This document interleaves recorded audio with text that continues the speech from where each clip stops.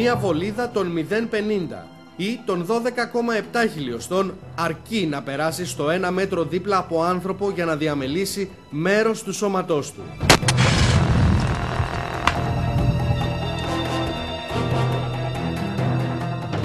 Βάσει της συνθήκης της Γενέβης, επειδή είναι δυνατό όπλο, αν περάσει από κάποιον άνθρωπο σε απόσταση 1 μέτρου, του διαμελεί κομμάτι και ας μην το χτυπήσει. Να περάσει δίπλα του.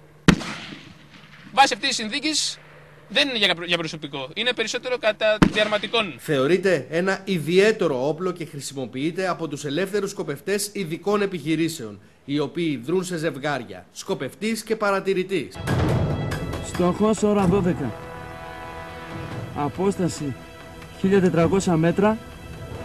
Ανάχωμα, κόκκινα βαρέλια. Άνεμος, 1 μίλι από δεξιά. Υγρασία 70%.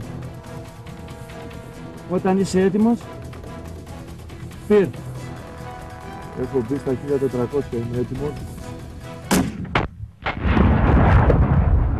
Όπλο Barrett, 0,50 χιλιοστών. Βάρος 13 κιλά και 500 γραμμάρια. Μέγιστο βελληνικές 1830. Είναι όπλο ελεύθερου σκοπευτή. Ο μοχλός πυρός και ασφαλείας έχει 2 θέσεις. Θέση safe και θέση fire. Η διόπτρα είναι 10x42.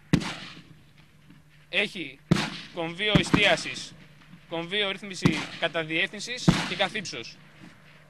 Επίσης τη διόπτρα μπορούμε να τη χρησιμοποιήσουμε για παρατήρηση, για σκόπευση και για εκτίμηση απόστασης. Όταν το ζευγάρι πάρει την αποστολή, το Mi 82α1 σπάει σε 2 κομμάτια, ώστε να μοιραστεί το βάρος των 13 κιλών και η ξεχωριστή ομάδα να δράσει πιο ευέλικτα.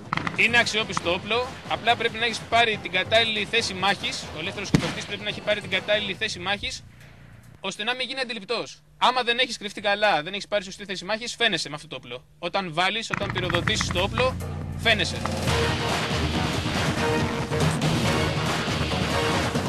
Ελεύθερος σκοπευτής είναι ο επίλεκτος καταδρομέας εκπαιδευμένος στην ατομική τακτική και επιπλέον στον τρόπο χρησιμοποίησης των ειδικών υλικών, της τεχνικής των ελεύθερων σκοπευτών και με τον Barrett μπορεί να σπείρει τον πανικό, ειδικά όταν καταφέρει να παραμείνει αθέατος με ένα τόσο ξεχωριστό όπλο, που φτάνει το 1 μέτρο και 45 εκατοστά.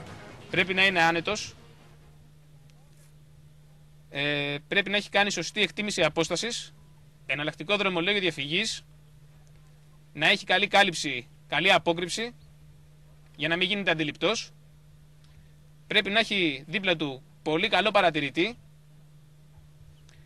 να έχει κάνει σωστές ρυθμίσεις πάνω στη διόπτρα και καθύψος και καταδιεύθυνση, ώστε να έχει ακριβή στόχευση και σκόπευση. Η διόπτρα των 10x42 μπορεί να ταξιδέψει το μάτι του σκοπευτή έως και 2 χιλιόμετρα, ανάλογα τις καιρικές συνθήκες. Η διόπτρα αυτή είπαμε και προηγουμένως ότι είναι 10x42, υπάρχει προσάρτημα και νυχτερινής σκόπευσης, η οποία δεν έχει μεγένθηση. Η νυχτερινή διόπτρα δεν έχει μεγένθηση, είναι επί 1. Το μόνο που κάνει είναι να σου δίνει φως, να βλέπεις. Δίκαια, το Mi 82α1 Barrett θεωρείται ένα από τα όπλα ελεύθερων σκοπευτών που είναι ικανά να προκαλέσουν μεγάλες απώλειες σε εχθρικές μηχανοκίνητες, πλωτές και άλλες δυνάμεις που κινούνται με διάφορα μέσα.